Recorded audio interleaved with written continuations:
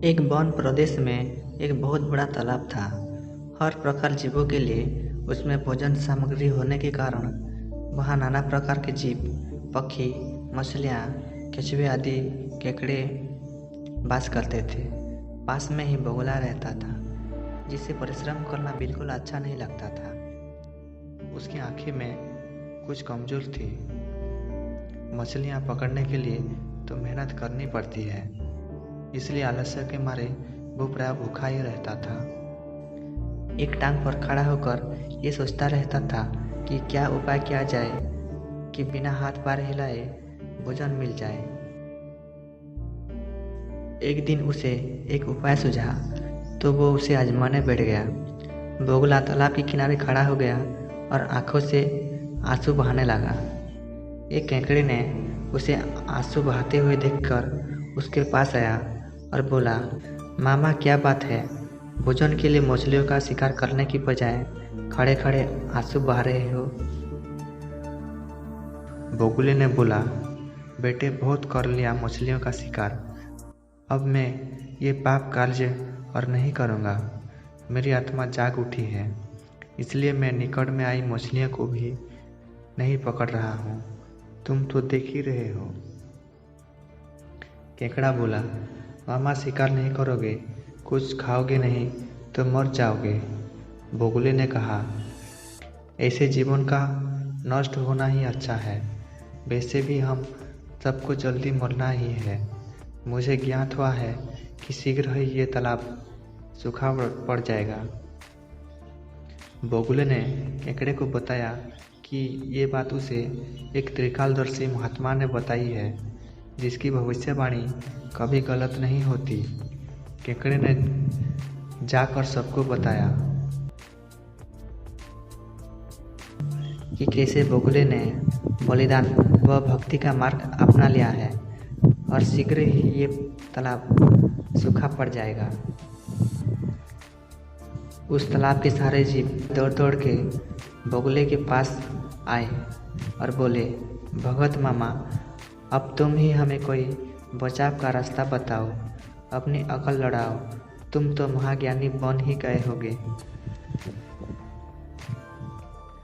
बगुले ने कुछ सोचकर बताया कि वहाँ से कुछ दूर के एक जलाशय है, जिसमें पहाड़ी झरना गिरता रहता है। वहाँ कभी सूखा नहीं पड़ेगा। यदि जलाशय के सब जीव वहाँ चले जाए तो बचाव हो सकता है। अब समस्या ये था कि वहाँ तक जाया कैसे जाए। बगुले भगत ने ये समस्या भी सुलझा दी। मैं तुम्हें एक एक करके अपनी पीठ पर बैठा कर वहाँ तक पहुँचाऊँगा, क्योंकि अब मेरा सारा शेष जीवन दूसरों की सेवा करने में गुजरेगा। सभी जीवों ने गदगद होकर बगुले भगत जी की जय का नारे लगाने लगे। अब बगुला भगत के पांव बाहर हो गए। वो रोज एक जीव को अपनी पीठ पर बैठा कर ले जाता है और कुछ दूर ले जाकर एक चट्टान के पास जाकर उसे उस पर पटक कर मार डालता है और खा जाता है।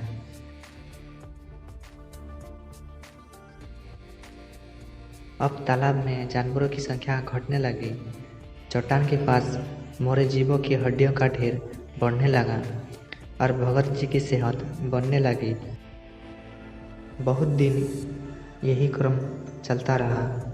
एक दिन केकड़े ने बगुले से कहा, मामा, तुमने इतने सारे जानवरों वहाँ से वहाँ पहुँचा दिए, लेकिन मेरी बारी अभी तक नहीं आई। भगत जी बोले, बेटा, आज तेरा ही नंबर लगाते हैं, आजा मेरी पीठ पर बैठ जा। केकड़ा खुश होकर बगुले की पीठ पर बैठ गया।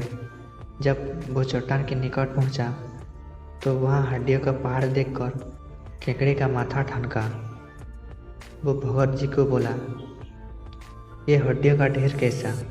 वो जलाशय कितनी दूर है मामा? बगुला भगत हंसते हुए कहा, मूर्ख, वहाँ कोई जलाशय नहीं है। मैं एक एक को पीठ पर बैठा कर वहाँ लाता हूँ और खा जाता हूँ। आज तू मरेगा। केकड़े को सारी बात समझ में आ गई। वो सिहर उठा, लेकिन उसने हिम्मत नहीं हारी और तुरंत अपने जम्बूज जैसे पंजों को आगे बढ़ाकर उसने दुष्ट बगुले की गर्दन दबा दी और तब तक दबाए रखी जब तक उसके प्राण ना उड़ जाए। फिर केकड़ा बगुले भगत का कटा सिर लेकर तालाब पर लौट आया और सारे जीवों को सच्चाई बता दी कि कैसे दुष्ट बगुले भगत उन्हें धोखा दे रहा था। सीख: दूसरों की बातों पर आंखें मूंद कर विश्वास नहीं करना चाहिए। मुसीबत में धीरज व बुद्धिमानी से कार्य करना चाहिए।